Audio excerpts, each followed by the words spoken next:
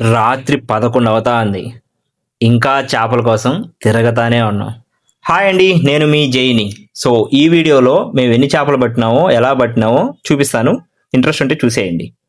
ఇక్కడ 2 కొరవేన్లు ఉన్నాయండి. వాటిని చూడడం తప్ప ఏం చేయలేకపోయాను.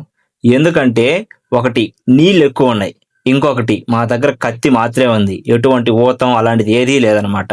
సో కత్తితో నేను కొట్టినానంటే నీళ్ళల్లో కత్తి దూసుకెళ్తుంది. సో వాటికి ఎటువంటి దెబ్బ తగలదు. ఏమైనా చేపల్ని చేతితో పడితే ఆ మజానే వేరండి. అవేమో చిన్న చిన్న చేప పిల్లల్ని తినడానికి పొలాల్లోకి వచ్చేస్తే మేము వాటిని వేటాడడానికి వచ్చాం. ఇదైతే గెరిగేనండి. మా సైడ్ మేము గెరిగేని అని అంటాము. ఇప్పుడైతే చాలా వరకు కనిపించట్లేదు ఇవైతే. బట్ టేస్ట్ మాత్రం అదిరిపోతుంది. దీన్ని పట్టడం కూడా చాలా కష్టం అండి బాబు. రాత్రి 11 అవుతా ఉంది. ఇంకా చేపల కోసం తిరగతానే ఉన్నాం. అదొక రకమైన పిచ్చి, జాలి. మీలో ఎంతమందికి ఇలా చేపలు పట్టడం ఇష్టమో కామెంట్లో చెప్పండి. సో ఫైనల్గా మేము ఎన్ని చేపలు పట్టినామో ఇప్పుడు మీరు చూసేయండి. పర్వాలేదండి, బాగానే దొరికినాయి. ఒక 4 కొరవేన్లు, ఏదో కొన్ని జిలేబీలు, అలానే గెరిగేని పిల్లలు. ఇదే ఈ చేపల్ని బయట కొనాలంటే నాకు తెలిసి అయితే ఒక 500-1000 రూపాయలు అయితే అవుతుంది అనుకుంటున్నా.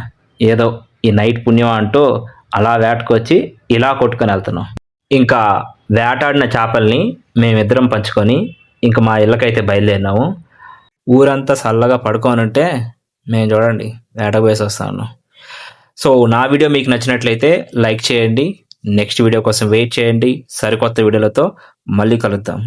బాయ్.